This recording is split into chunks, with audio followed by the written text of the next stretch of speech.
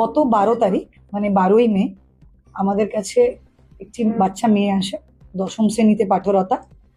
সে এসে বলে যে সে যখন স্কুলে যাচ্ছিল সাইকেলে করে, তখন প্রায় 7-8 জন ছেলে তাকে ঘিরে ধরে এবং তাকে, সে যার কাছে পড়তো সেই মাস্টার প্রসূন বেরা, তার প্রস্তাবে সম্মতি দেওয়ার কথা বলে, না হলে তার অনেক ক্ষতি করা হবে বলে। জামা কাপড় ধরে টানাটানি করে, তার শ্লীলতাহানি করার চেষ্টা করে, জামা কাপড় ছিঁড়ে দেয় এবং তাকে খুব বিধ্বস্ত অবস্থায় সে বাড়ি যায়। তারপরে আমাদের কাছে কমপ্লেন আসে, সেই কমপ্লেনের সূত্র ধরে আমরা ইনভেস্টিগেশন চালাই এবং সেই ইনভেস্টিগেশনে আমাদের অনেক বেগ পেতে হয়। বিকজ এই যে মাস্টার প্রসূন বেরা, সে তখন নিজে ওই মুহূর্তে যেহেতু ছিল না, আমাদের ফোনের স্ট্র্যাঙ্গুলেশন করা হয়, ফোনের মানে কল ডিটেলস নেওয়া হয়, তারপরে কল ডাম্প থেকে বের করা হয়। সমস্ত কিছু দেখে যখন আমরা কিছুই খুঁজে পাচ্ছিলাম না, তখন এদের মধ্যে একজন টাকা চেয়ে মীমাংসা করার কথা বলে। সেই সূত্র ধরে আমরা সুকুমার জানা বলে একজনকে অ্যারেস্ট করি। তারপরে আরও 5 জন অ্যারেস্ট হয়, যার মধ্যে উত্তম কুমার সাঁতরা, সুদীপ্ত বেরা, আশিস ভৌমিক, এরা 3 জন সাবালক এবং আর 2 জন নাবালক, তাই তাদের নাম আমরা ডিসক্লোজ করলাম না। এরা টোটাল 6 জন অ্যারেস্ট হয়েছে।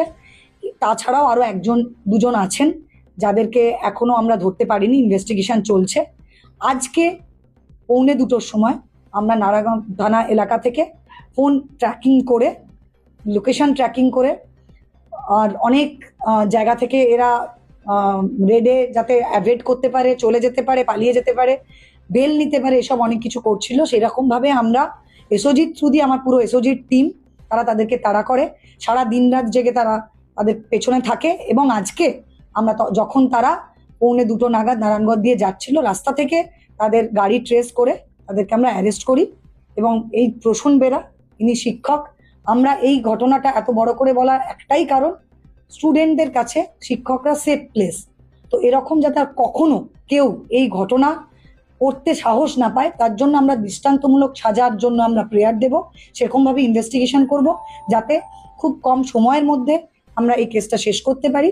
এবং যেহেতু পক্সো অ্যাক্ট দেয়া আছে, এর জন্য দৃষ্টান্তমূলক সাজা হয়। আর সমস্ত ছাত্রছাত্রীদের বলতে চাই, তাদের ভয়ের কোনো কারণ নেই, তারা সেফ। পশ্চিমবঙ্গ পুলিশ তথা পশ্চিম মেদিনীপুরের পুলিশ তাদের পাশে আছে। কিন্তু ওনাকে কোনোভাবে ওনার সঙ্গে যোগাযোগ হয়েছে, ইনি পিটি টিচার, ডিরেক্টলি ওনার সঙ্গে যোগাযোগ নেই। যে যারা রয়েছে এনারা ওনার ছাত্র ছিলেন আর কি, তাদের থ্রুতে গ্রাম্য না, সেরকম আমরা কিছু পাই। কেউ বাঁচাতে পারবে না, যেই চেষ্টা করুক। আমার মনে হয় না কেউ এখানে চেষ্টা করবে। এরকম প্রিডেটরকে কোনোভাবেই আমি কারো কাছ থেকে এক্সপেক্ট করবো না এরকম একটা